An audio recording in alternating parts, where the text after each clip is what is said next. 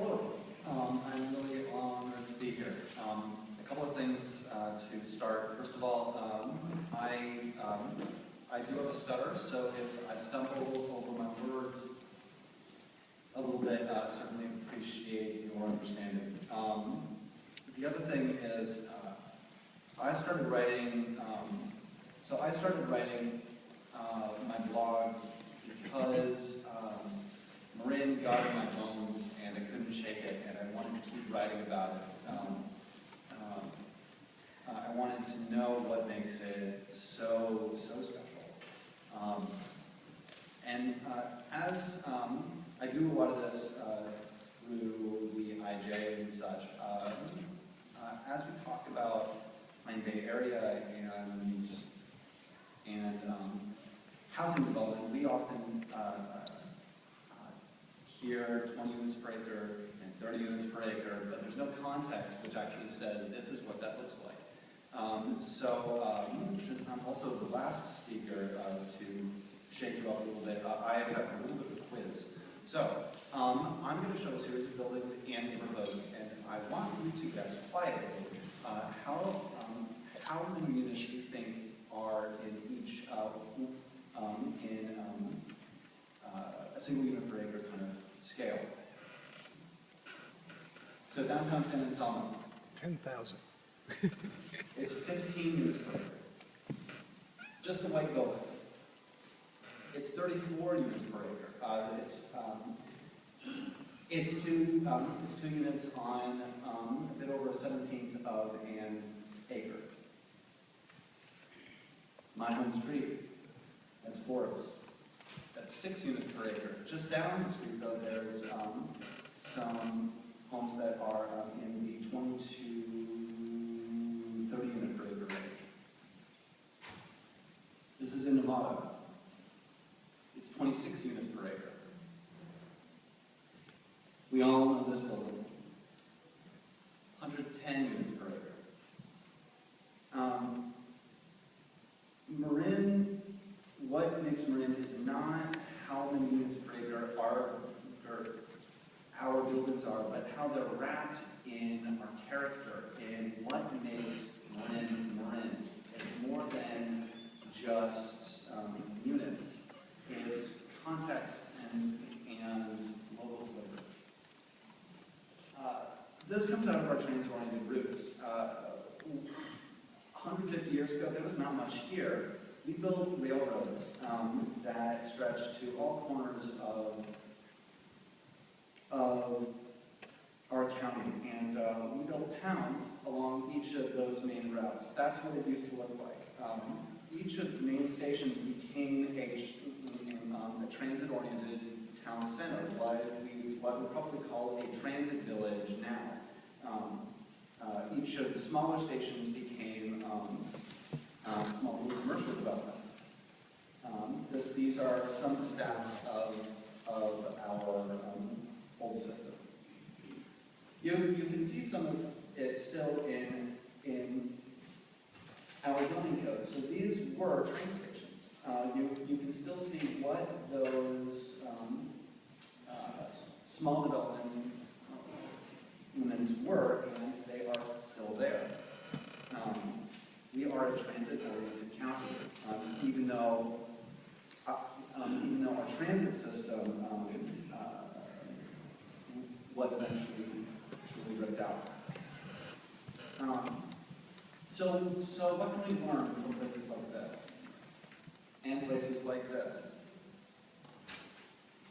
First of all, we can learn that the entrepreneurs who first designed Marin, they did it in a kind of concentric pattern. Station, then commerce, then homes around that. The reason for that is because you could easily walk from train to errands to home and back again without having to go all over creation, and you could do it all on foot. Again, that's that pattern. See those purple areas? That's commerce. These also show us some of the best practices for what a transit-oriented neighborhood can look like and what its architecture is. Housing and offices above shops. Shops whose doors are deeply recessed, and buildings that are right against where people walk. There's no parking between it and foot because you got there on foot. This pattern shows itself over and over and over again. Tiburon and Larkspur, Inverness even. We have started to build a little bit in that old way. Again, this is shops below, homes, offices above. Sometimes, though, we build in a wholly new way. Vintage Oaks.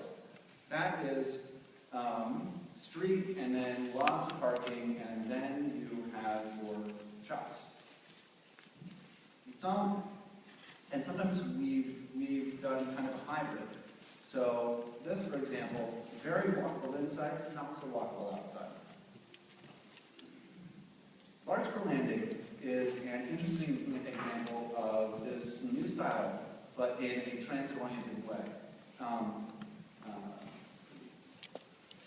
25% of Larkspur ridership comes from people who are walking. About half of people that live in those condos walk to the ferry and use that as part of their day. And that's compared with just 1 in 10 for Marin as a whole. Where have we seen transit-oriented to development elsewhere that is in the old style? So 505 Miller. That is 8 homes just above shops. That works out like that same building works out to, I believe it's 38 units per acre. Strawberry Shopping Center, 5 units just above shops again.